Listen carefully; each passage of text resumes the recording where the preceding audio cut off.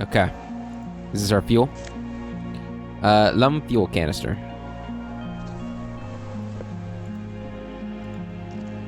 Can I interact with that? No, it's just an item. An expensive item. Holy crap. Can I get over there? No. Okay, so we still need to find fuel. We have a canister. I wonder if I can, like, fill it up. I feel like that should be possible. So back in here.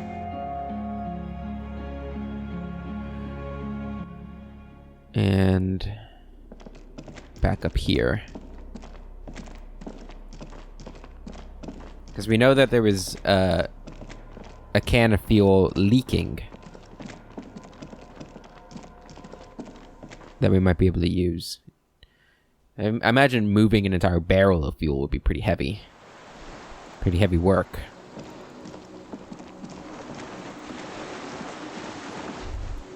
The dry grass crackles under your feet as you stop. Far away, birds' wings touch the still surface of the sea. What is that flutter? The flock of quail departs. Now more than 100 meters away. 102, 105. Underneath the flutter. On the islet, there is almost no wind. Just the light movement of air through the reeds. Bulrushes swaying on the waterline. Long dried leaves chafing against each other, like a silent orchestra tuning at the beginning of some major work, of great importance to the few who attend. To the west. A silent hiss, sea air moving through the needles of a pine tree. To the east. The faraway roar of the city, distant like today's dream. Before it, the sound of sand. The low tide filtered through its grains, a bird tending to its feathers. Ahead. A low hum.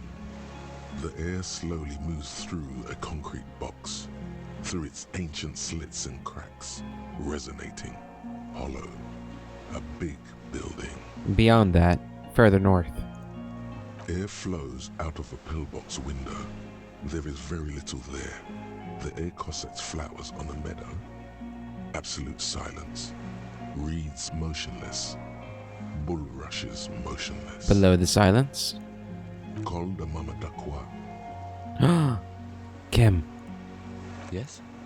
This is where a lesser man would stop to think about the pain shooting up his right leg and into his groin. Not you.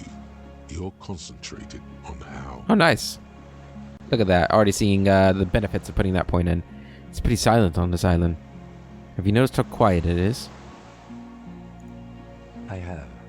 Is that why we're stopping? Mm-hmm. Wait, I have to listen to one more thing.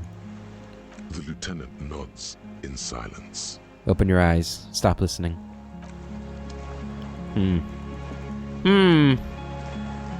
Alright, here we go. Barrels run empty. There's almost nothing inside. What?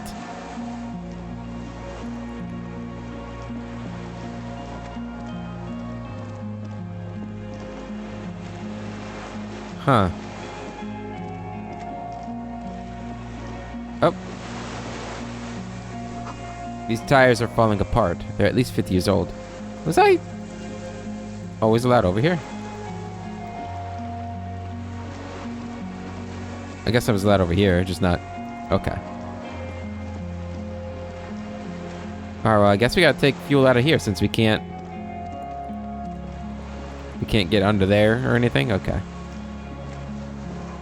The skiff is swaying on the waves by the dock. No. Kem? Yes? I don't have any fuel, Kem.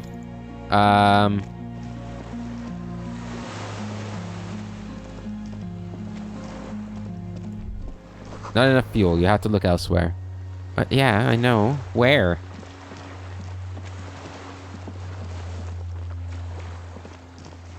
Did I miss something? I can't get over there, right? No.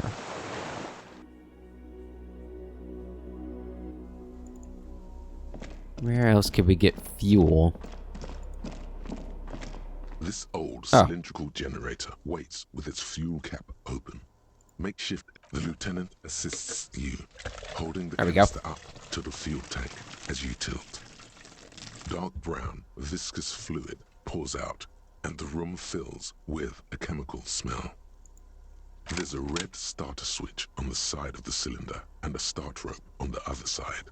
The lieutenant flicks the switch. Pull the rope. The recoil start wakes the old generator up.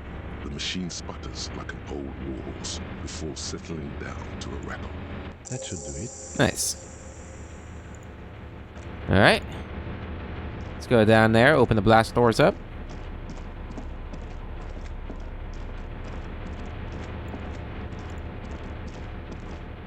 A dim golden glow animates the console. Faint, like a ghost light. It's on. Turn emergency open. Automatic boot. Turn emergency open. The blast door opens with a series of clicks. A shaft of light appears, then widens as the light shines in. Neat.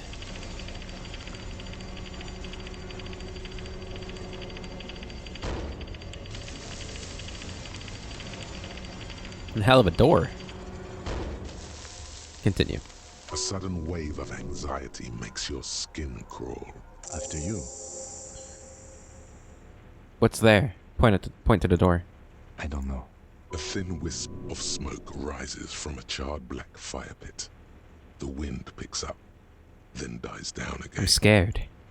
Don't be. I have a gun. I also have a gun. I know. It was not easy to acquire. Let's go. Probably equip my gun, huh? Where's my gun? Equip that thing. Oh, this alcohol I'm not using. We're good. Just need the gun. What's this? Ooh. Might need some speed. Oop. Now that you've acquired some stimulants, it's time for a little pick-me-up. Time to detect. Not yet. This is so You've passed up your chance to start using speed for now, but don't worry. The option to use it... Oh, I guess that was the time, huh? Damn it. Never mind. Well, let's go out here.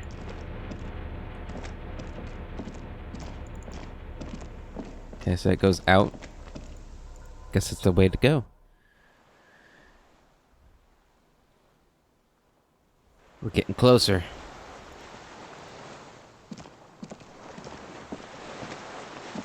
Let's go up this way. Got something over there. Small white flowers blossom all around you. A rubber dinghy. It's deflated. Broken. Okay.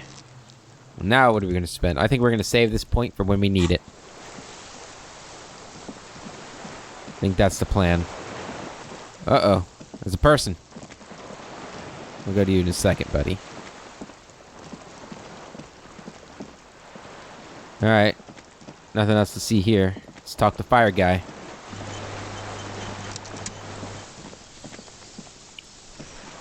An old man wearing tracksuit trousers leans on the frame stock of his rifle.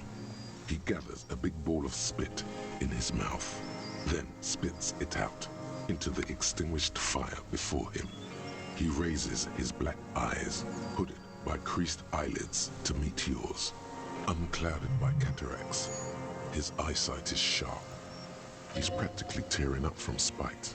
Hatred got the best of him a long time ago. This man hates everything. Are you the Fire Guy? The what now? I can't hear you. Did you essentially tell two kids to put out their fire? Two twins? I may have. All sorts of little rats have come sniffing around, trying to give up the position. The position sounds like a hiding place. This guy got PTSD? Fire guy. Regressive bourgeoisie henchman. Can't even talk like a grown-up. You've retrained your eyesight. My eyesight? Yes. Helps me see all the shit. A shudder of disgust passes his right side. His left side remains motionless. Did you close the blast door? I did. And you opened it. How? I fueled the generator, and then used the console. I should have burned that console down. He shook his head. How'd you know I was coming? Reactionary rock and roll music. Playing on the water. Told you we shouldn't play sad FM. But you didn't say that, Kim. It was not rock and roll, it was sad FM. It was not reactionary, it was cool.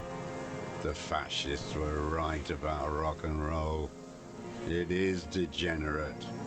Hip gyrating mental illness music. Nice gun you got there. It's not nice. It's a piece of shit. But it gets the job done. Is that a Belle McGrave?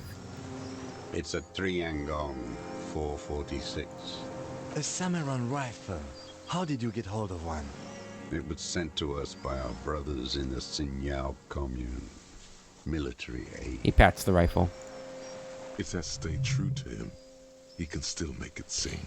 The Hisian Yao commune? You heard me. It's good now. Like chalk wiped from the board. Your weapon has stayed true to you. Mine has stayed true to me too. Show him the gun in your hand. Yes, I bet you've killed a lot of people with it. You fascist fuck. Have you come to make me one of them? His grip on the rifle tightens. His right eye twitches. With what? Fear? Rage? We have come to ask you questions. Nothing more. The lieutenant puts his hand on his holster. If you do not comply, we will take you in. Do you understand? The spitball lands in the ashes. That's all the answer he gives. The danger levels here are hard to read. One moment he's a fire, the next, a fire gone out. I'm with the police. You can keep the gun, but keep it down. Not one move. No. Whoa! The lieutenant aims his pistol square at the man's head and says, Put it down now, sir.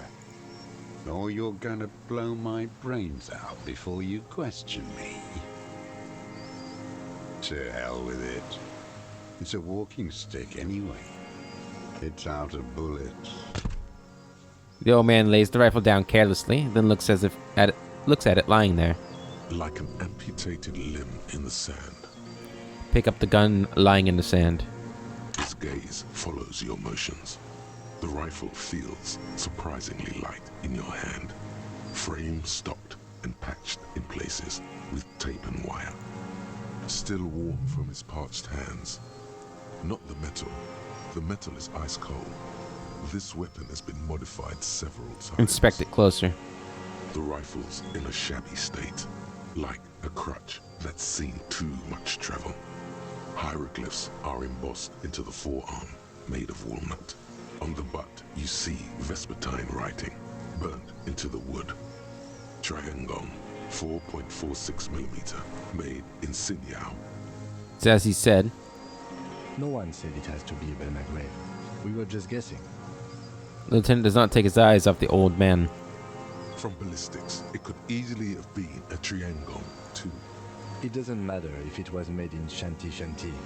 All it has to do is use jacketed ammunition. And it This uses jacketed ammunition. the right type and the right calibre.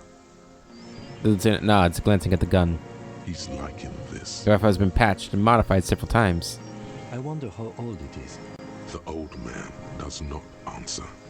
He just stares in front of it. Show the gun, or stow the gun. The old man keeps following your motion with his gaze. His right arm twitches suddenly. Some kind of involuntary response. Something is slightly off with his motor. Who are you? My name is Josef Lilianovich Dross, Political Commissar of the 114th Anti-Aircraft Division of the 4th Army of the Commune of Revachol. I am a deserter, a partisan, and a prisoner of war. This is my terminal surrender. His eyes turn to the reeds again, dead and dull. The commune of Revachol? Do you mean the ICM? Your holdover from the... The lieutenant forgets to close his mouth. From the Insular Indian Citizens Militia, the Army of the Revolution. I was recruited in Jamrock in '07, trained in the École de Contrôle Orient, and consigned to emergency defense duties in '08. I left my unit on the eve of the landing. When I returned here on May 14th, the Commune had fallen. Still armed and ideologically trained, I wrote a criticism of myself and resumed partisan duties. How long have you been on this island? 43 years. No. I've been on other islands He too. looks into the fire. A wisp of smoke rises from somewhere between the charred logs. I was an Resurrection until they turned it into a spa in '18. Then I was an E-48, a nameless sound, until the sea washed over it. Again. Then I came back here. That was 22 years ago. Again. You've been hiding here for 43 years? 43 years and 10 months. That's steadfast.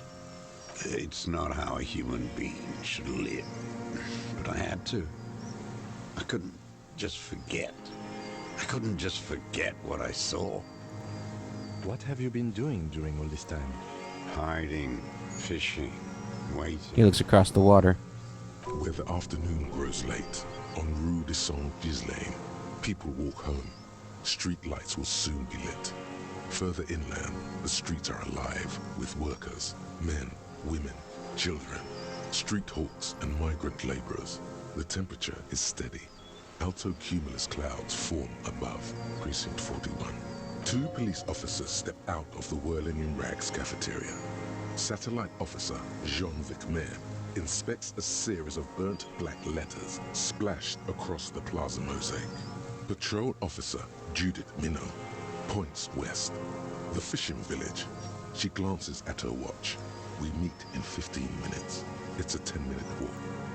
The officers go, leaving behind the writing, still smoldering. One day, it says, I will return to your side. Always waiting. The old man turns his eyes from the shore and back to you. For what? For her to return. Her who? Girl, child, revolution. Girl child revolution? Always. She better come. I too have given my life to Mazovian socioeconomics. I dare not dream anymore. Nothing in history is guaranteed, but revolution is still a possibility. She better come. A waste. The material base for an uprising has eroded. The working class has betrayed mankind and themselves. The historic opportunity for a revolution has passed.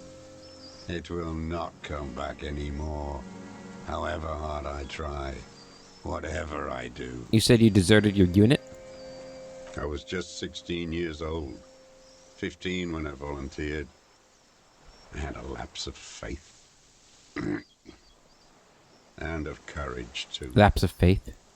You could say I misunderstood the historic role of the proletariat and thought Mazovian socioeconomics were fallible.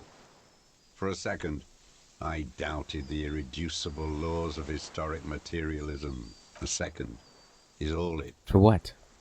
for reaction to take hold. What's reaction? It wasn't reaction, you were just afraid. Yes, we all have a tiny bourgeois person in us, trying to turn us away. Or to run away. And when was this exactly? It wasn't reaction, you were just afraid. It's the same thing.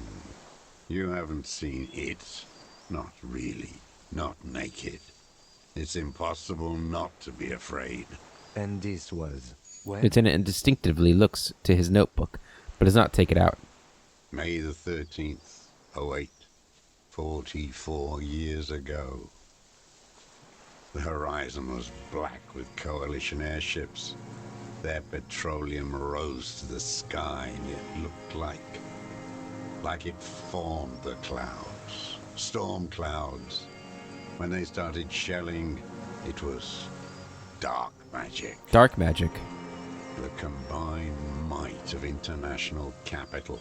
All at once, all the greed and terror in the world tore into Revachol. It lifted streets from the ground and turned houses into ghosts. We were in the flak tower, He gestures toward it. huddled on the floor. The artillery was 80 kilometers away in Ozon, but I knew the commune would fall. We would all be turned into ash. So I said I was going to the map room. He looks east. A terrible shame still within him. The lobes of his ears are red with it. The shame and smallness of what he became. You didn't go to the map room. No. I climbed the chain link across the water and hid inland. In the bunkers there, like the weakest of the weak. A mouse, frightened of the ordnance all night, and the sound of the rotors in the morning, whirring. He looks at the sky. What was that? Airships. I climbed out into hell. The landing was complete. The chain was submerged. I had to swim back. The fortress was half submerged too. Shattered. They'd all drowned in the lower levels, or got torn to shreds above. The anti-aircraft gun had malfunctioned. So had I. I left them without ideological direction. It was real. I'd seen it. I'd seen it in reality. He opens his eyes and stares right through you. Seen what? The mask of humanity fall from capital. It has to take it off to kill everyone, everything you love. All the hope and tenderness in the world. It has to take it off just for 1 second to do the deed. And then you see it, as it strangles and beats your friends to death. The sweetest, most courageous people in the world. You see the fear and power in its eyes. Then you know What? that the bourgeois are not human. Say nothing. Let him finish. I had to. I had to fight it. I had to never stop. The old man falls silent. His black eyes keep piercing your skin as he looks to some great distance behind you, shaking his head slowly, retreating from it. What is this place, this island? It's not an island, Dwat. It's a defensive fortification of the commune of Revachol. And I am its last surviving defender. What was it used for? The congenitally deformed King Philip II built it to restrict access to the Bay of Revachol. We captured it in '02, retrofitted the fort with an AA gun to defend against an airborne landing. Against the whole world. You mean the landing? Retaking of Revachol? Coalition military called it Operation Deathblow. I later found out on the radio they called it Deathblow. You're one of them. Tell me, who speaks like that? We had 50 million people on Caillou alone. First, I'm not one of them. Sure you are. You're RCM. Answer me. Who calls an operation against 50 million people Deathblow? Murderers. I know what you mean. You don't know. You haven't seen it. Iblis. Iblis? The black-eyed angel. How have you survived all this time? How does anyone survive? I steal He looks at his worn running shoes. What do you steal? supplies, vegetables. I collect rainwater. It's the life of a dog, not a human being.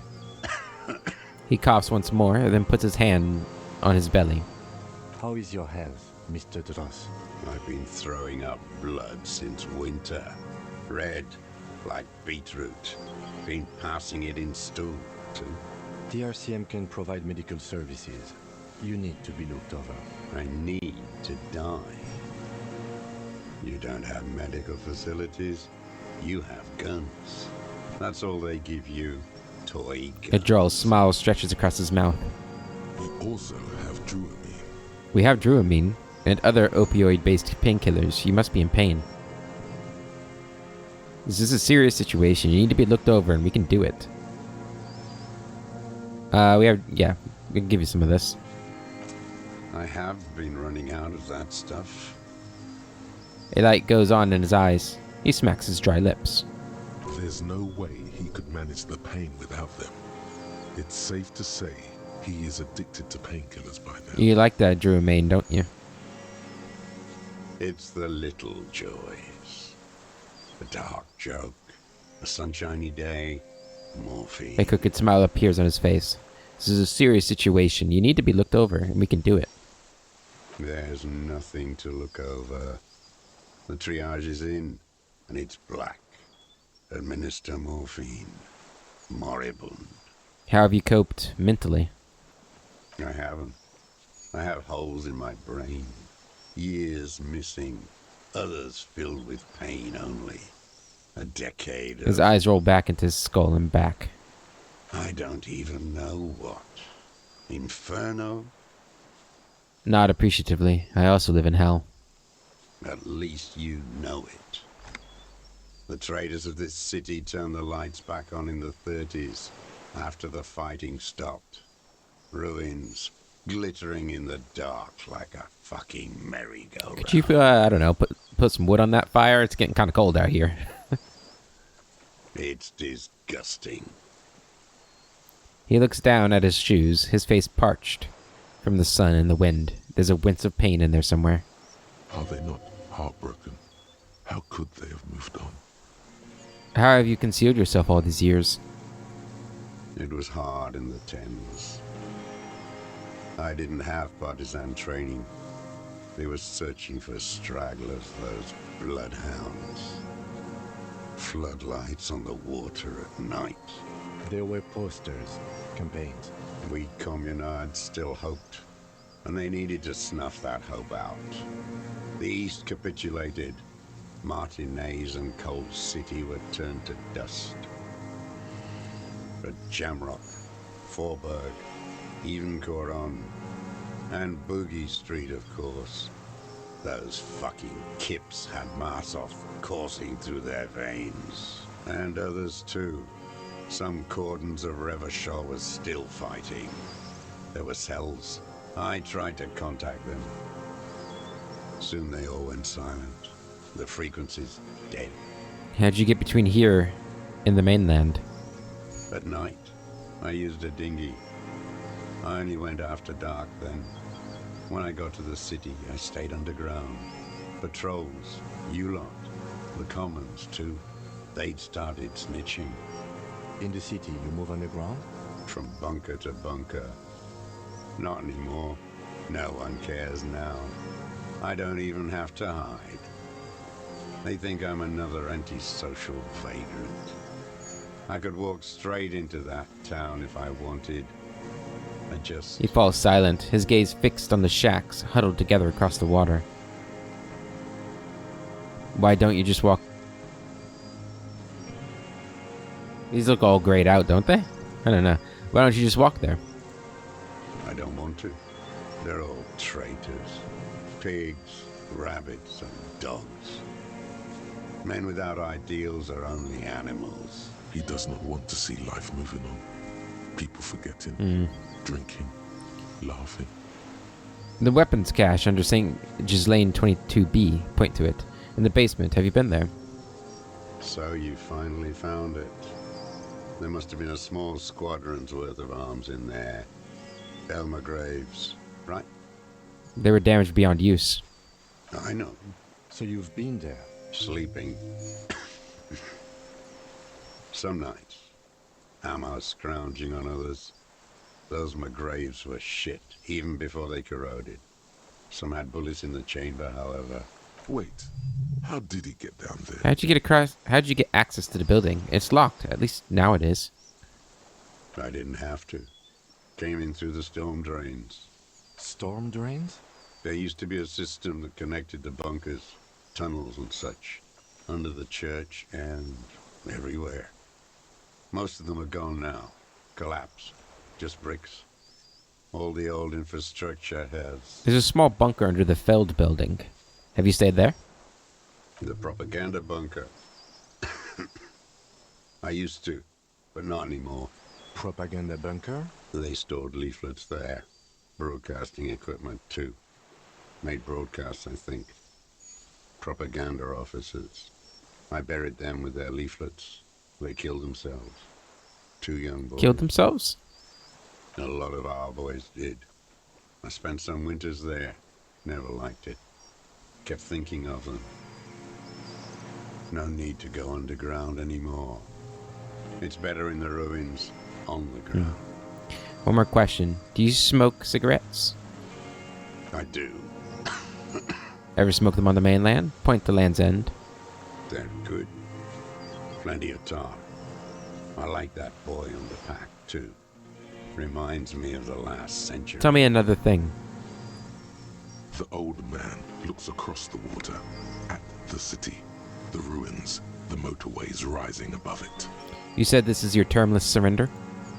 You're with the RCM, the coalition-appointed mob that enforces bourgeois morals in Revachol. We're not coalition appointed. We just try to help people. That's right, we're with the good guys. We enforce the law. We keep these animals from killing each other. I know what it looks like, but I have a secret plan to turn the RCM into a Mazovian revolutionary unit. We're with the RCM, let's leave it at that. We're not coalition appointed, we just try to help people. You're the RCM. You represent the Moralist International, the enemies of humanity who took this city. I represent their adversary, le Parti Communiste d'Insolande. Take me to them as a prisoner of war. I have relinquished my weapon. I can no longer serve. No superiors can relieve me of my duty. You bulldoze them all to a mass grave for trying to free humanity. His hand shakes, and he breaks into a coughing fit. A spray of blood from his mouth on the black charcoal in the fire pit. So you're a communist soldier from the communist army? No, I am not a soldier. I am an ideological officer. I belong to the party, not the army. But you said you were trained and assigned to the Defense Corps. Trained in historical materialism, then assigned as a political commissar by the party. These things used to mean something. Wait, what does a political commissar do? Commissar. The old man does not answer. He tilts his silver head and looks at the reeds. You see a small tremor pass through his legs. His job was to assure the army answers to civilian control and follows the ideology of the Commune. Lieutenant says softly. Scientific communism. A commissaire politique is a night philosopher of the revolution, a future human. Awakened from shutdown by the promise of ideology. That means you're a trained communist, right? He nods slowly. Then another tremor. Point to yourself. I'm also a communist. No, you're not. You're a liberast. You should engage him about inframaterialism. Impress him with all the ideas you picked up from the reading group. Liberast? A liberal and a pederast. It's what most liberals are. I'm not a liberal. I told you I'm a communist. Detective, we have not come here to discuss ideology. He then turns to the old man. We have come to ask questions regarding a murder investigation. The old man spits into the fire pit. He does not say anything more. A jitter passes his lower body. The expression on his face is unreadable. There's some sort of interference there. Neurological. There's definitely something off with his body. Something more than just metabolism. I have another serious question for you. There's nothing serious in this world. Assess his body language. It's a farce. What Nice. strikes you about this gaunt man is not the stomach pain, or the cough, or the malnutrition. For a man who's spent 44 years hidden in the urban world, He is surprisingly okay. indeed, he speaks fluidly, His movements are rapid, if erratic. His voice, despite the cough, is there. It is capable of expressing complicated ideas. Above all, he seems animated. Animated? By what? It's a mystery. This animation comes at a cost too. Erratic hand gestures, thought processes cut off like threads, as he just stares at the logs or the reeds. He also suffers mood swings, bubbling to the surface, unconstrained by his nervous system. Great leaps of emotion, from anger to grief, despair. Dementia? You've seen demented people before. This feels similar, yet different. When his thoughts move, they are lucid, keen even, not senile. Is it some kind of substance damage? Like he's addicted to something? Not only the painkillers he's clearly on. Wouldn't a foul temper be a byproduct of his life? Perhaps, but his seems more than that. The inner turmoil takes unexpected turns, as if forced on him in a way. In summary, you sense some underlying neurological disorder. Mr. Dross, are you on some kind of psychoactive substance? No. I won't be stuffed full of shit like the rest of this city. You said you take painkillers. Lieutenant follows your lead. I take them to cope with pain. The people of this city use painkillers because they have pain. Untreated illnesses, not enough money for a greedy doctor. It's not a downer, rather an upper, judging by his snaps. Are you on amphetamines? Like some kind of decadent rock star. Doesn't dignify it with more of an answer. Mr. Dross, are you okay? How's your memory? No, I'm not okay. I shit blood, and I'm surrounded by insane people. He waves his hand, chasing something that's not there. There it is again. Erratic hand motions, bouts of rage, and the stomach thing too, of course. Could it be a symptom of overdosing on something? Something even you have not tried? Keep your eyes peeled. Who are you? My name is Josef Lilianovic. I am The commune of Revache. from Isle. We've done this. I was an aggressor. I have another serious question. Okay. There's nothing serious in this world. What have you been It's a farce. What have you been using this gun for? I've used it for killing people. Here we go. A trail of blood. The lieutenant smells it too. Killing people? It's a gun. That's what they're for. You want a moralist euphemism? Defending your family and your property. I haven't done that. I've used it to kill people. Interesting. During or after the war? There is no after the war. Class war is never He shakes his head and smiles, his teeth rotten black. So he's continued killing after hostilities ended. Okay. This is it. You can feel it, like battery acid on the tip of your tongue. Something you haven't felt in a while. But what? This is what you live for. This is the shit. The great serotonin jackpot. The solution. Be careful now. Slow and steady does it. Make him repeat it first. Don't mess this up. Remember, he wants to tell you. So you're saying Get personal. you killed people after active fighting stopped. Did you use that gun to shoot and kill a colonel of the security contractor colonel? I know you want to tell me. Have you killed anyone with that gun in the last week or two? Have you killed anybody with that gun? I know you want to tell me. I don't want to tell you anything, you grotesque murderer. And why did you think that was I don't know. Don't listen to me. I'm wrong all the time. So you're saying you killed people after active fighting stopped? What did I just say? He keeps shaking his head erratically suddenly. He brushes something out of his eye. Oh no, you were wrong. Don't listen to your hands, for God's sake. You're too close. Did you use that gun to shoot and kill a colonel of the security contractor colonel? The who now? He leans in and cups his ear. He heard you. He just wants to hear you say it. You're in. The core in ceramic armor hanging hanging behind the whirling in rags. Did you shoot him? The fascist death squad who took a bullet in the mouth on the night of March 4th. His name was Lely. He was part of a security detail here in Martinez. A beautiful, strong man sent here by the honorable private military company Colonel. You know who I mean. The fascist death squad. Oh, yes. That one. Ugly piece of work, that boy. He looks up at the sky and clacks his tongue. Did you kill him? The lieutenant takes a sudden step forward. I am a son of a welder and an officer of the commune of Revachol. I do not collaborate with murderers and pederasts of the liberal regime. Exhaust him with proof. Pile it all on him. Get a confession. The gun. The murder weapon is the perfect opener. The scent of blood in the air.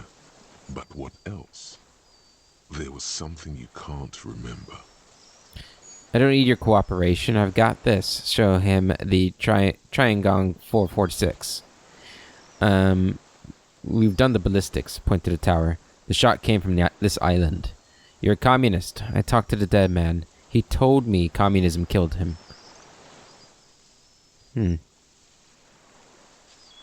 Come on. What am I forgetting? Hit yourself over the side of the head.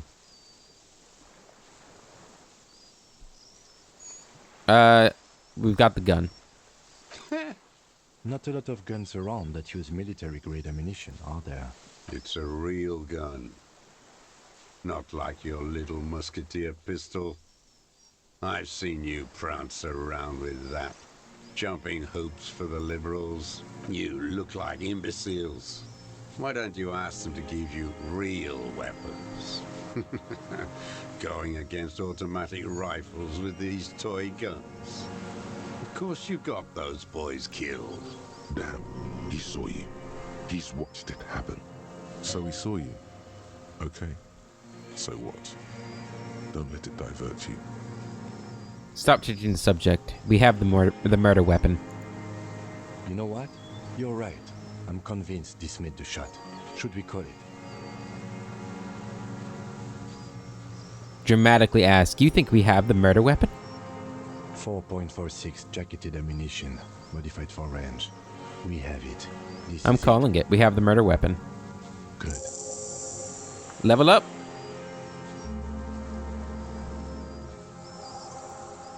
This feels good, doesn't it? Tearing things up like this. When you have the murder weapon, you have the killer. Murder. The old man does not say more. He just glances into the reeds and then twitches once more. This pushed him, but not enough. Just a little more.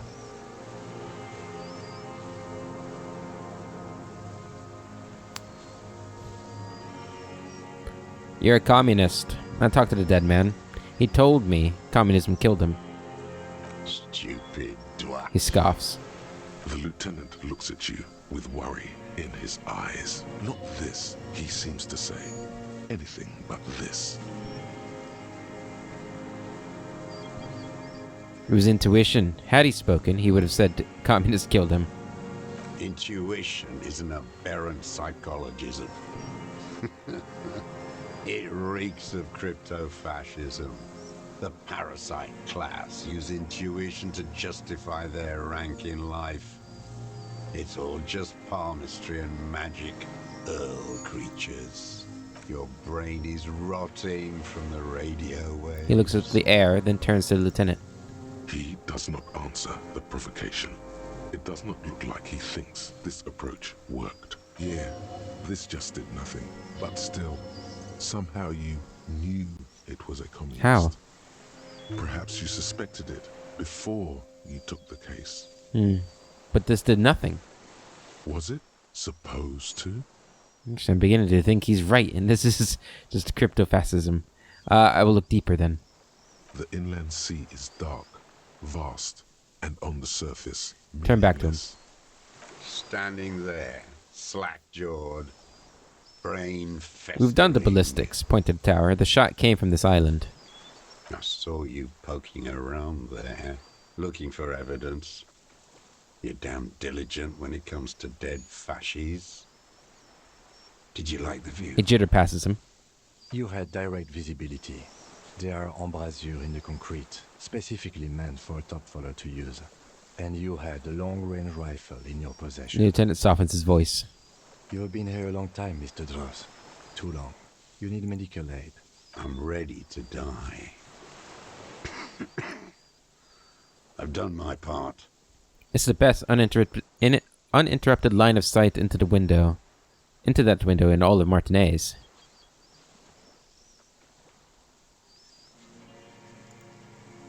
Because it's a sniper's nest, you stupid fuck. Radio Gosh is right. You have worms in your brain. Another sudden twitch, then one more in his right eye. Almost. He almost burst out there. Keep piling arguments. What am I forgetting? Wait, here it comes. The goddamn Maybells. The dried Maybells on Clausia's. Oh yes. There were Maybells in the grass when you got here. They're revolutionary symbols from the war. Nowhere else, nowhere in all of Martinez have you seen them this spring. Wait, don't forget the footprints. The diagonal prints in the dust in the secret space behind Clausia's bedroom. Now, they're gonna come Of up. course. Thank you, Head. Thank you. You got it. Remember, the boot prints were like no modern soul. Maybe don't beat yourself anymore, though. You're not immortal. There were Maybells behind the victim's window. Show him the dried flowers. Damn Maybells. The whole island is turning white. He looks at the blossoming field behind you. He seems tender suddenly, nostalgic even. A strange mood swing. So many this year, too. The spring is coming. No, it's already here. Wash the filth away. I haven't seen these anywhere else in Martinez, only here. They blossom on the islets before we fertilize them with our blood. Resurrection was Snow White in May before they ruined it. South, the Bay of Martinez is dotted with little freckles of islets, turning green, with white flowers in white snow. The coast, too, before they piled their containers on top of it, filled with broken, useless trash for fat-fingered bourgeois children to play with. You must get around a lot to stay undetected all these years. Do you know any secret paths? Pinball workshops? I may. A curious tremor passes his face. A young woman called Clausia. Ring any bells? These dried flowers were behind her window. Clausia. You know her, right? She had intimate relations with the victim, the mercenary. With the victim. He turns his sight from the whitening fields of flowers and falls silent. Then the muscles in his jaw twitch, a spasm. There is a small tremble. Looks like a smile. A crooked smile. Yet isn't quite voluntary. He's about to burst. Don't leave any loose ends. Get him on everything. I wonder what brand of boots you're wearing. Everything is brands with you individualists. Who cares what brand my shoes are? Sansa? Some shit. He looks at his running shoes covered in mud. Show me the soles, please, Mr. Dross. Fucking imbecile. The old man stretches out his legs. A black and white spiral pattern covers the sole of the worn-out old running shoes on his feet. The maker is called Sansarique, and the size is 42 to 44. The size fits, but not the sole. Alright, we've got 2 points to spend. Putting him in drama.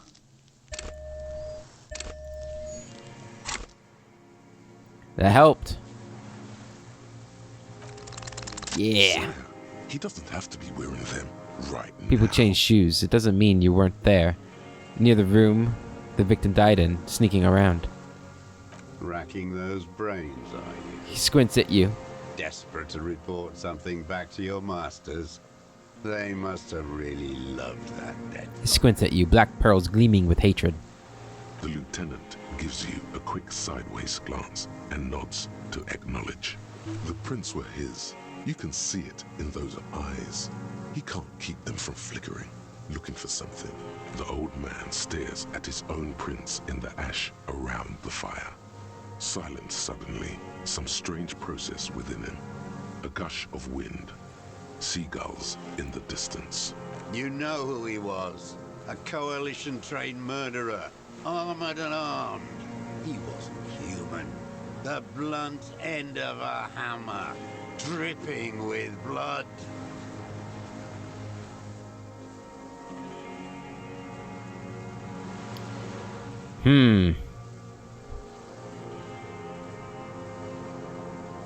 He was a soldier too. He was a man. Beating us to the ground. Moaning with joy. You hounds get so thorough when a company-trained killer dies. I haven't seen you on this coast for 40 years. You know, maybe I should have killed one sooner. He breathes in with strange animation. Got your attention. Now you stop eating druggies and prostitutes in your basement. Now you come to investigate. Not when they die by the hundreds. He breathes through flared nostrils. So you shot him. Oh, the inhumanity. One paramilitary less in Revachol. You can almost see him squeeze a tear out of his eyes. His fists begin to tremble from the anger. The lieutenant raises his right arm to hush you. Hush. He does not need to be pushed anymore. The ball is rolling, while the lieutenant listens, holding his breath. Hold your breath. I had them in my sights. Both of them. Him and the whore. I was breathing with them, in phase. And I pulled the trigger and flew on the air until I landed in his mouth. He begins to smile. I didn't think I had a shot like that in me anymore. I did. I saw him kneel there with his mouth full of death, and that stupid look on his face. And his dick still in her. Then, a hot flash of rage almost carries the smile away. Some dark... Then what? Nothing. I went to sleep. Next morning there were Maybells everywhere. The world was white, or what's left of it anyway. My last spring here. I knew the fascists would come to avenge their own, and so they did. Mr. Dross, are you aware you're confessing to murder? The lieutenant asks after a second of silence. Yes. A single word is all he gives.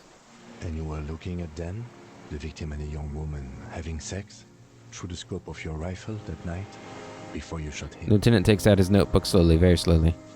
The old man nods. Why? Because that's what they were doing. He shrugs, then smacks his lips. The motive. This is where the motive is going to come from. You can coax it out of him. The lieutenant's preparing the ground. I don't understand. Do you, detective? I don't understand this part. Why were you looking at them that night? I'm always looking. He cocks his head to the side, then turns his eyes to the city. Another tremor passes his right side, lower in intensity. Are you always looking through the scope of a rifle? I'm just trying to understand. A rifle scope has the best magnification. Helps him see all the shit. And if you don't like it? Click. If it's part of the shit you see, Then you pull the trigger? Yes. Think of it as a form of critique. what specifically did you not like about what you saw the night of the murder? Them. Fucking. I didn't like He that. looks at the charred wood, so you were jealous. Jealousy is a reactionary concept. I didn't like the Reaver enjoying himself. Drugged out, soothed in the arms of a young woman. I wanted him to die so he could not enjoy life anymore. And I wanted to see his head explode. That too. She should know better than to hold a child murderer between her thighs. I knew he'd be there for one more second, writhing. That's all it takes for the bullet to reach his head. Now that I think of it, I wasn't aiming for his mouth. I wanted his brains to spill out on her. But you can't have everything. Her body sweating from the drugs, slick from cerebral hemorrhage. This man has seen past her, like you did. And now he longs to see her covered in blood, to punish her. How long have you been watching her? Since she came to Martinez, I saw her sneaking in the reeds early in the morning, behind the Fell building. It was dark, still winter. She didn't have her skimpy outfit on then, just a spot in the night, moving.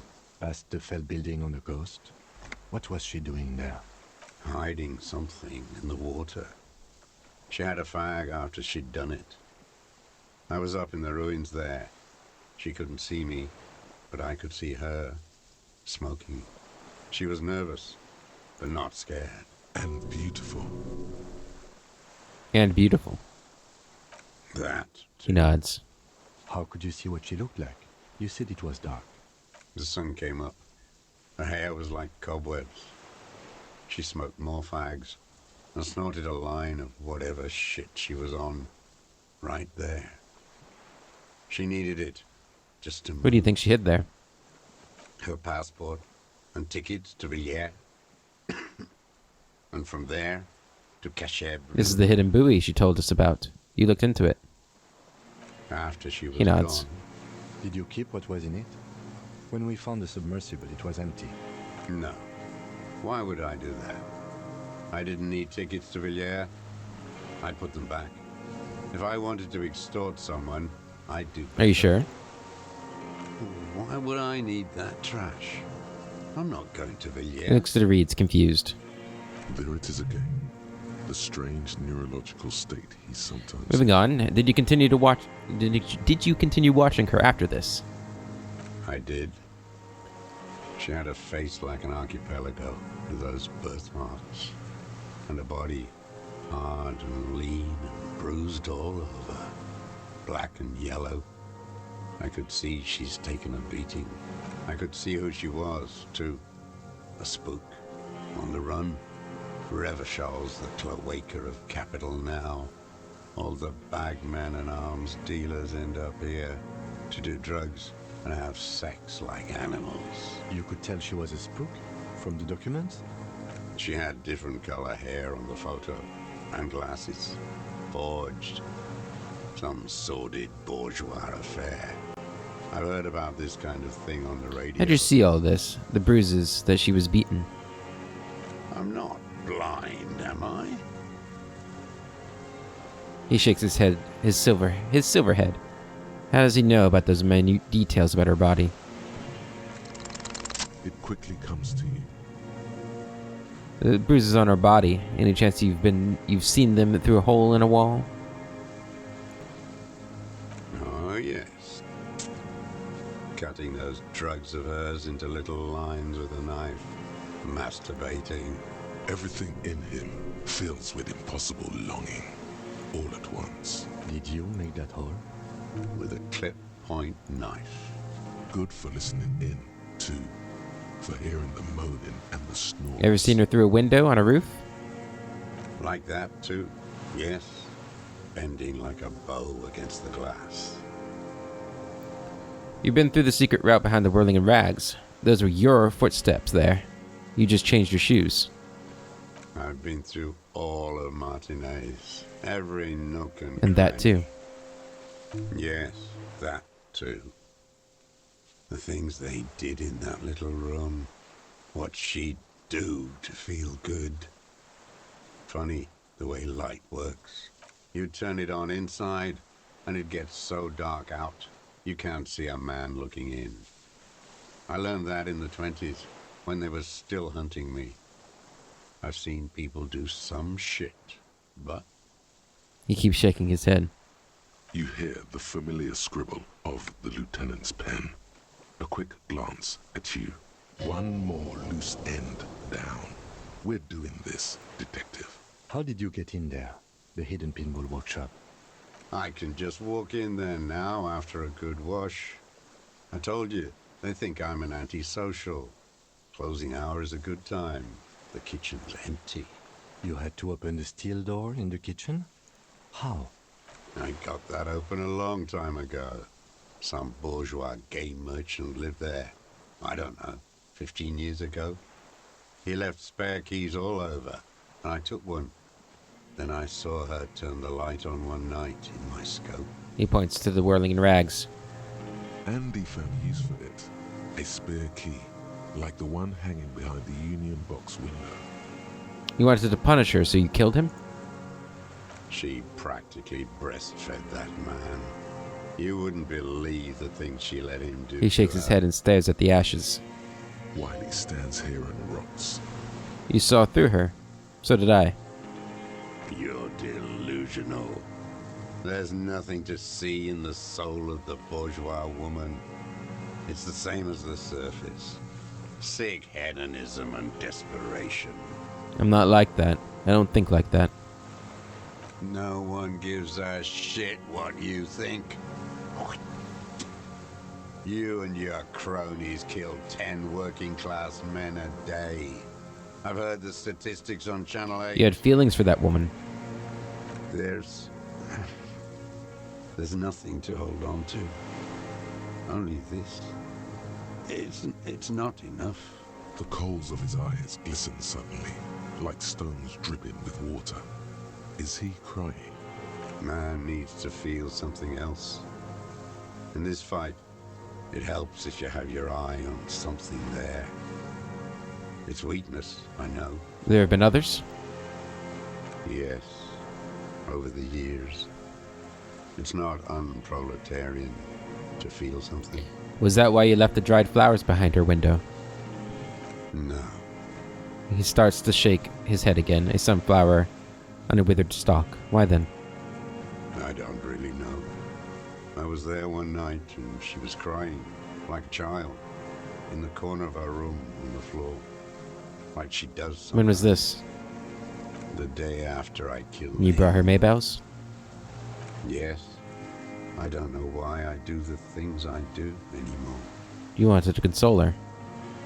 Maybe. I told you. I have holes in my brain now. I wouldn't just sit here waiting for you. He lowers his head and just stares at the logs. A sudden pang of rage. If you came 10 years ago, I would have killed He wipes you. his eyes. In the silence, the lieutenant draws a line in his notes, then nods at you once more. One more down. So in conclusion, it wasn't about him, it was about her. Her. He repeats, staring at the ashes, then the reeds. There's a twitch in the corner of his eye. The lieutenant nods at you in acknowledgement. That's it. Motive. We have it. Where is she? That Clasier.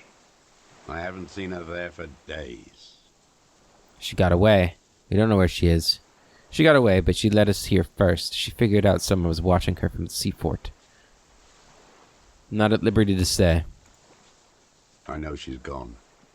Locked up or on the run. She kept staring into the scope, you know. In the end, this last week, at the fort. Like she knew. Like she knew I was here. It doesn't matter. He adds to no one in particular. Midtown, across the Bay of Revachol, the oceanic wind washes 40-story towers. Above them, Lausanne Central Aerodrome, a cocoon suspended in the sky by a web of suspension wiring, encircled by hybrid aircraft. Look north. On the platform, a young woman is withdrawing from amphetamines, barbiturates, and alcohol. Yet still, she smiles among the crowd, among the great ghosts of the city she's leaving, for another, far south, smaller, distant, hidden, not like the great chandelier she sees sparkle in the night below her. Streetlights, towers, tenements, and water, and across it, a dark strip of ruins, barely visible, if she didn't squint her eyes. There, on a dilapidated jetty, in a nameless village, 2 police officers and 1 special consultant look across a narrow strip of sea, The ruins of a sea fort stick out of the water, built by Philippe II, reappropriated by the Commune, then lost in the landing. He's there, doing what exactly I don't know.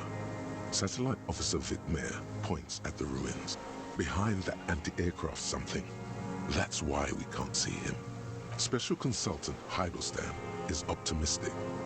We'll see the boat when he comes. Let's go get a coffee until then. I know this interesting little place. His voice trails.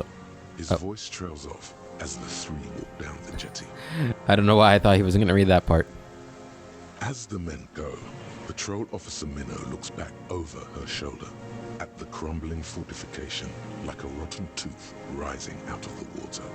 Good luck, Harry, she thinks. You need something good for this. We could get more. We've got him talking. You could get more out of him. He likes talking. Enough. Take him in. Bend his arms behind his back and end this.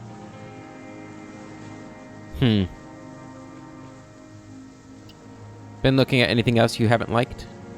A tragic comedy. Druggies, prostitutes, and rentiers. A strange little engine seems to fire up in him again. It straightens his back. The familiar put, put, put of hatred. More specifically? Specifically, the whole city is a charnel house. Stripped clean and draped in neon. But Martinez is How the come? worst.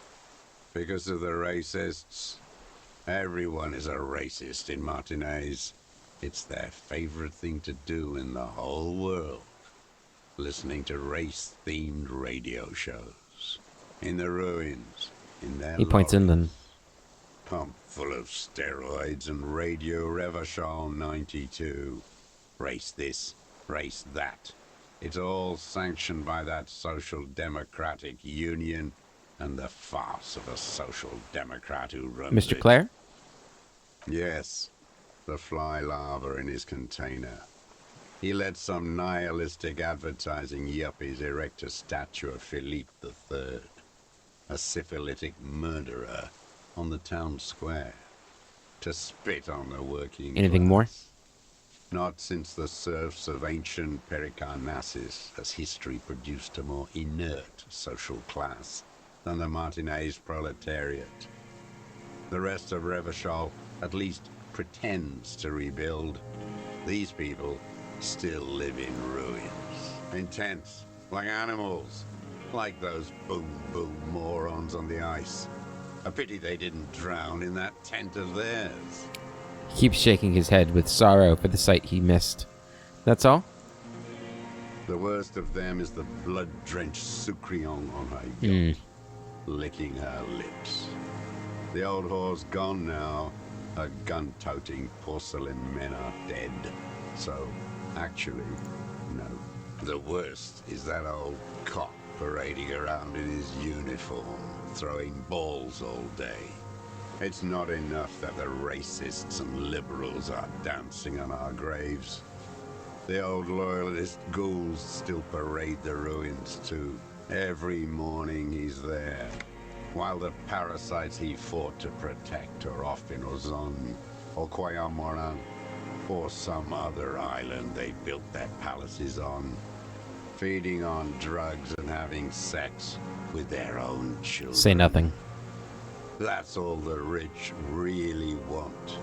Sex with their own children. Throughout history, even the royal bloodline of the suzerain, it's all just an excuse for them to have sordid sex.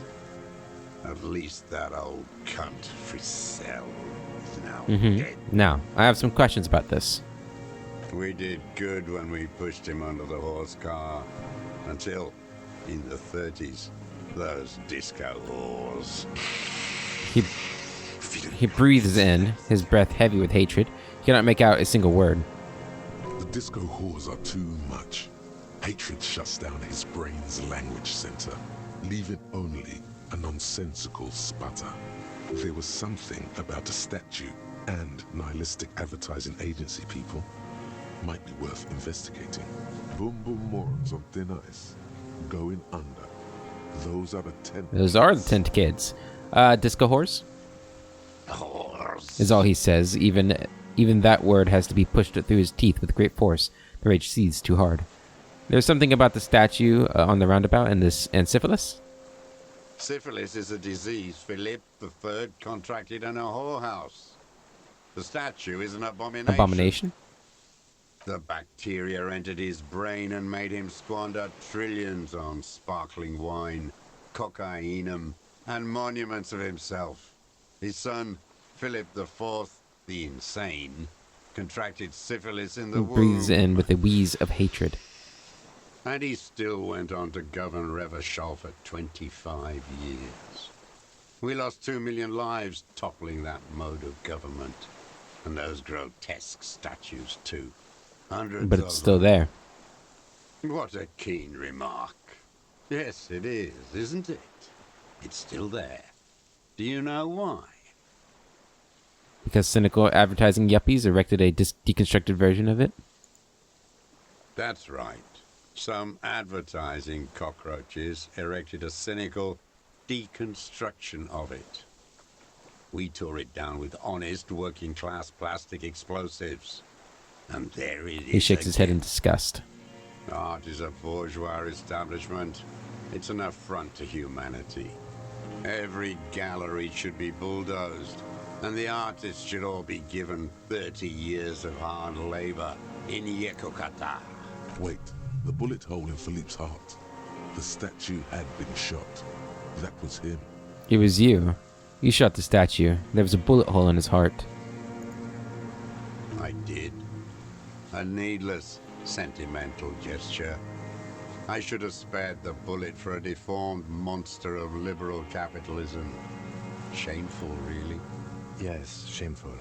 So many others to punish over the years. Isn't that right, detective? That's it for the statue, then. The fat union man let them put it there. Corrupt as he is. Probably got a fat check for it, too. Shared with the law. Accusations of corruption. Push them aside with a sharp change of topic, officer. Put the heat on him. He keeps having opinions about the union's leadership. You mentioned the union is social democratic, and Mr. Clare a farce of a social democrat. Another hideous disappointment. Unions are the real enemy. The true enemy of the proletariat. Placating the masses. Who's a disappointment? Everett Clare?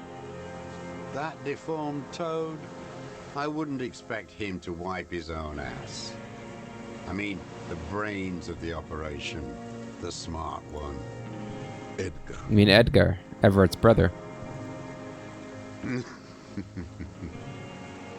He talks a big game about uprising and social base. They must have sent the smart one to some university in Le Jardin, where it's alienation this and hegemony You've that. talked to him? First against the wall with him. He stopped, poking at the ash now, just shakes his head. The Clares wouldn't miss a man hidden in their own backyard. Not all this time. Nothing happens in Martinez without them knowing. Of course. Maybe the Clears asked him to. Don't go straight for the kill. Exhaust everything else first. Soften him up. Have you approached them? I haven't approached anyone. I hid. It was Edgar who came to me. How did he know you were here? He didn't just stumble in like an oaf. He figured it out. Some kids told him about a monster on the island. I told you, he has He points to the brains. path leading to the tower. Stepped right off the boat and walked down where you came. I even kept the door open for him. Thought he was a man of the left. Wouldn't rat me out. I was right about one of those things. When was this? 20 years ago. Neither of them could walk now, could they? They were less fat then. That's around the time the Clears came to power. What did you talk about? Edgar did the talking. Paid his respects like I were a fossil in a uniform. Offered platitudes about the struggle. Flaunted his pink degree. Even quoted Marzov. Never trust a social democrat who quotes Marzov. Oh, and charity too. They love their charity. Offered me blankets and social housing. I still have the gas cooker he brought. And he lets you be here? Let me be here. The ZOC is an unlawful successor of the Commune of Revachol. We took this fortification from the Loyalists. Even the Clares understand this. Mr. Dross, did you kill the Crenel mercenary for the Clares to incite a riot? You know why I killed that fucker, Dwat. As to Edgar, I'm not doing anything for that swine again. Again? What have you done for Edgar before? Tried teaching him some Marzovian socioeconomics. They didn't stick. We parted ways. We got another point, right? Put it in logic. Let's do this. 72% chance. What was the deal between him and Edgar? Yes! The connection comes to you like a splash of cold water. Dark, cold water. 20 years ago, when you met Edgar, the Clares didn't run the Union yet, did they? Sputter from the old man. He acknowledges it. Here we go. A twist behind the dark. Who veil. did? That bourgeois cow. Tiffin Holly was her name. Licked the rich man's hand every time he came to town. Never seen a labor leader so hot on mutual cooperation. And money. She liked that too. That Holly was a real bridge builder and a deal His eyes maker. glistened suddenly with hatred. Bordering on sentimentality, it drips out of him, tempered by something familiar to you. A familiar rage. And she was also a woman, wasn't she? Like that Klasia. She was. And she was real soft on those money men. Had a Barbara Muskova bag over her shoulder that she liked to bring to And then she just disappeared? Called in, they say. On the eve of battle. Ran away. Vanished like a piss stain. He squints and smiles at the black logs. No, that's not quite it, is it? Did she? They say her daughter called in, not her personally. But that wasn't really her daughter, was it? No, I guess it was not. You could swear you see the embers glow again under his eyes on the dust. Edgar had someone make the call. Why is that, Mr. Dross? She couldn't make the call herself. Here it is. The bend in the river. The truth. Why? Because she was dead. How come? Because the cow caught a bullet in her right lung. Fell into the canal, grasping her tit, and drowned. Or bled. Hard to say. It was a sloppy job, on a moving target. She was going home, waddling, dressed in yellow, drunk like she often was. The ruins were black around her, and she had a yellow leather bag under her arm.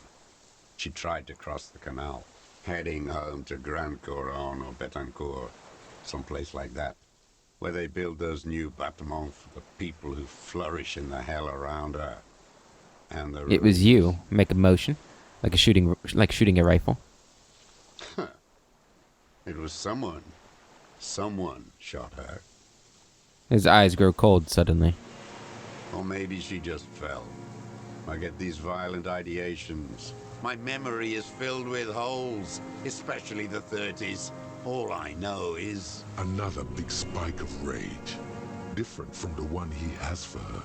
Nothing changed. Not in the material base, not in the hegemony. There was no uprising. Just words. The Union fizzled, sogged. Nothing came of it. Edgar didn't keep his part of the deal. It's better again, nothing more.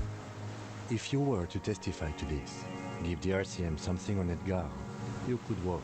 Lieutenant says in a voice even calmer, as if it were nothing at all. We would strike everything you've done and process you as a POW. You were in a war. You were on assignment. We could even extradite you to the Samaran People's Republic. A degenerate workers' state. Go shit. No, thank you. I'm Revacholian. My days are short. I will rot away here, in a moral intern cell. I will not testify to anything. Okay then, that's that. Point to your head, but I know. All you know is I saw it happen, and I liked it. I liked it a lot. Her plump body bobbing up and down in that canal like a cork. That chick yellow bag still on her, strangling her. Cold black coals. Look at the canal, then at you. Blink. The same old freezing hatred. There is plenty here to work with once he's in custody, and the lieutenant knows it. He gives you a little nod to proceed. The boom boom boom morons on the ice. They were boom boom imbeciles. At least they're not there anymore. What more is there to say? They're duped by bourgeois culture. I've seen their kind pop up like worms after the rain. By the cock parading in his colorful uniform, you mean Renee. Every fucking morning for 34 years. Throwing that ball. One ball against the other. I've always loathed that game. That is not a working class game. I don't care what they say on Radio June. Royalist ghouls played like it was life itself.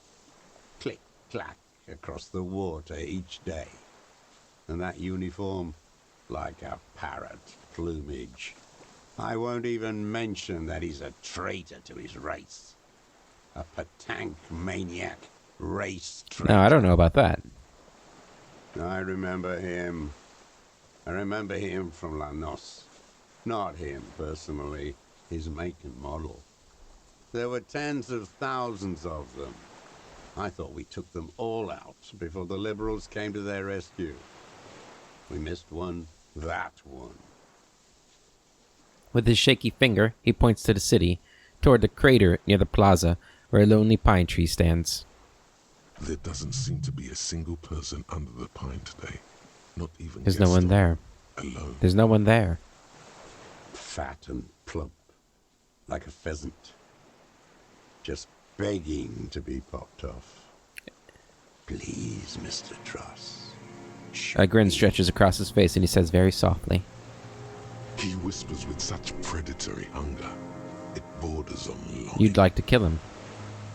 Not yet. I like to look at him strut around, place the crosshair on his medals, right on his face, and just fiddle the trigger. Think about it. Let the bomb melt in my mouth. A treat. Better served for later. He's a pleasure delay. Save the treat for later. He is a juicy bonbon, that one. A real treat for the black day. The blackest. When I put that gun in my own mouth, I think, no, don't waste it. Put this lead in that cock, Renee. For the boys he killed. And then I look at him throw those balls, and I suddenly He lets out a feel wistful sigh. better. I even hid one bullet, so I'd always have one for him. Haven't seen him around lately, strutting around. Must be down with arthritis. I hope it hurts like hell. I hope he sweats blood. Hearing it may destabilize him. You sure you've gotten everything from him? I think so. Renee is dead. He died of old age a couple of days ago. No, Yes. I waited too long. I waited too long, and now he's The old dead. communard looks at you, his blackberry eyes shaking in disbelief. I'm sorry, Mr. Druss. I understand you knew him for a long time. They're all dead now. He just shakes his head. If he really wanted to kill him so bad, he would have done. There must have been 1,000 black days on these islands. His health ailing. You had 1,000 chances. You cared about him. All human beings care about each other. I cared for seeing his head explode. Now, God damn this world. He reminded him of himself. The same hatred. The same. You try to think of something else, but no. It's just hatred. I'm sorry, Fuck you. the old communard says, staring at the ground, seemingly to the island you're on. Are you okay to go on? You think I haven't seen people die? It's all I've seen them do. Fuck and die. All the other plans we had. To love. To colonize the Pale. It's all fucked. He's not okay. This is just another black day in a row of black days. Something strange is keeping him together, making him endure. I'm glad we talked about this. Now. Glad we talked about what? His lip curled. Okay. Glad we talked about what? Yusuf Lilianovich Dros, you're under arrest for the murder of the Cornell colonel here in Martinez. What? The old But you said I would be taken to the... The old man's eyes filled with sudden, unexpected terror at the words. This terror is the sum of all the uncontrollable movements and mood swings he's been exhibiting. The wind picks up.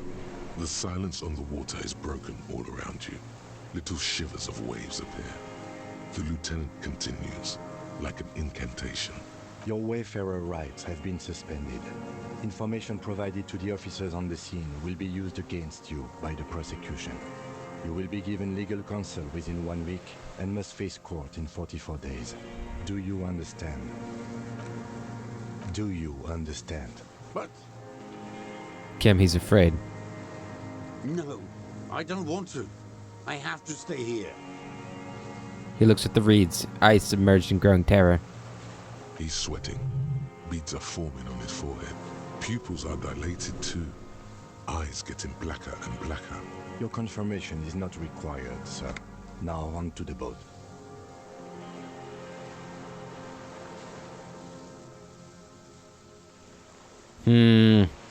Perception. Okay. As high as my perception can go. Hold on. First say, does it have room for 3? Not really.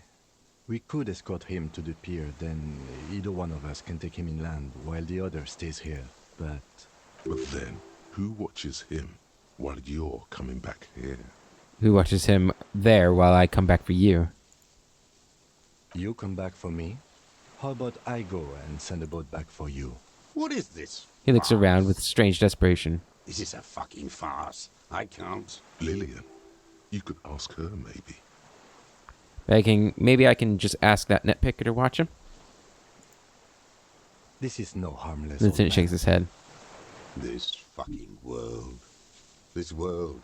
What is this? Below the confusion and rage, a fit of jamais vu hits jamais vu, like yours.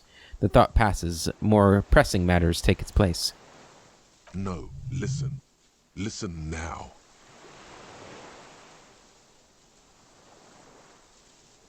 Wait.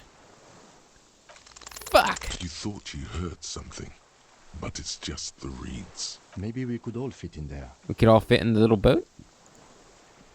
Actually, no.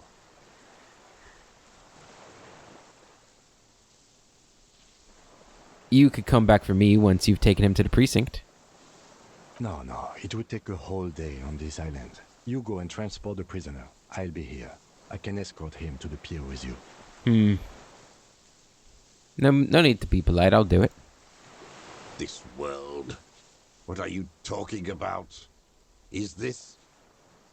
He drowns out in a sudden gush of wind. Your skin is crawling suddenly. What's happening? This was one hell of a long conversation.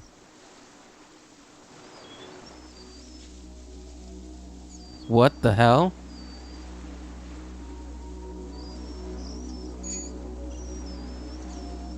It's the Phasmid!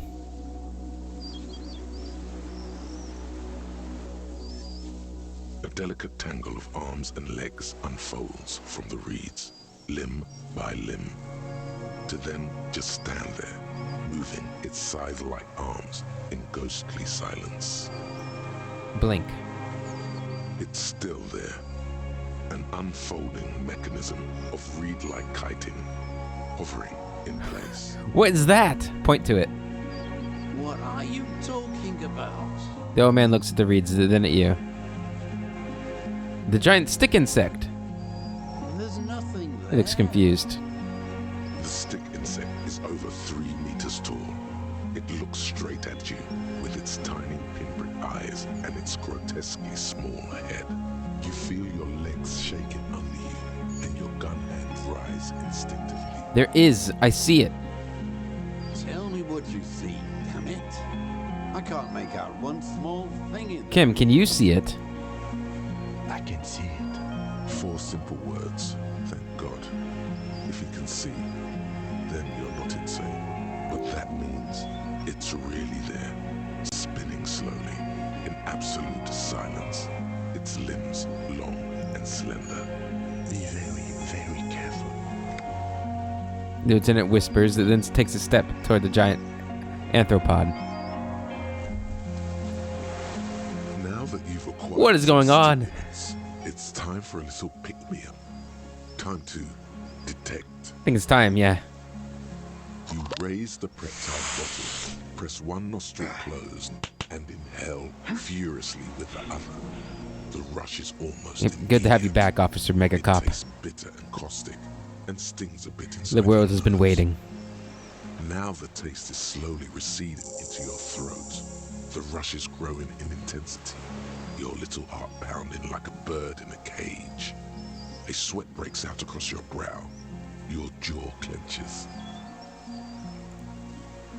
You could work with this high. Like, literally work. Solve the case. File some papers. Maybe clean up your hostel room. Then solve another case. Then start a side investigation into the paranatural. Then build a radio computer. Whoa, this shit is strong. This It's shit is disco. disco. Time for a little truth. Tell the lieutenant you did some. Clear the air. Feels great. Are there any downsides to this at all? To this? You kidding? There are downsides to not being on it. There are massive downsides. It's a potent neurotoxin. You're turning yourself into a frayed idiot. Cool. That's Boogie. Spring. Everything is clear around you. You're ready to concentrate on the next task in the task chain. In the bottom right corner of the screen, there's a speed Oh, wow. button. Speed gives +1 to motoric skills. Perception, reaction speed, hand-eye coordination, savoir-faire. Awesome. Okay. What is going on here? I did not expect this at all.